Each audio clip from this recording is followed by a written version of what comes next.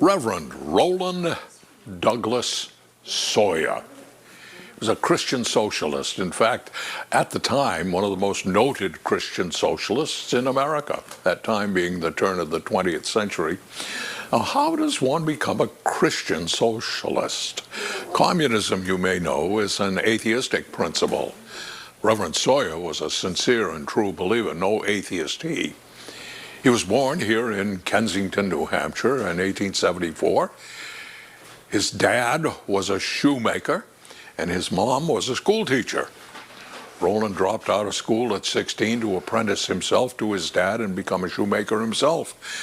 But 4 years of toil convinced him to take another path, and so he enrolled, that is, in the Revere Lay College in Revere, Massachusetts, a Protestant evangelical seminary. Doesn't exist anymore. When he graduated in 1898, Reverend Sawyer became the pastor at Hope Chapel in Brockton, Massachusetts.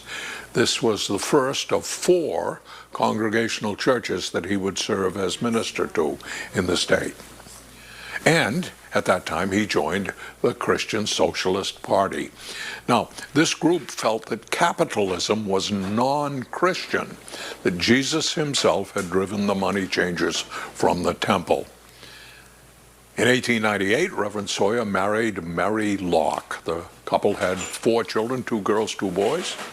In 1912, Reverend Sawyer ran for governor of Massachusetts under the socialist ticket. He lost. Next year, he ran for city council in his hometown of Ware. Socialists were not allowed to run for this office, and so he ran as nonpartisan, and he won. But he had not informed the board of directors of the Christian Socialist Party, and they kicked him out of the organization. And from that day on, he was a Democrat. As such, he represented his town in the general court, and he was reelected every 2 years for the next 25 years. He also ran for governor again, and later for congressman, and lost both attempts.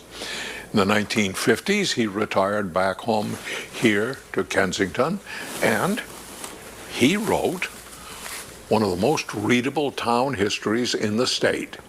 Conversational, gossipy, sweet, reads like any good book. Highly recommended.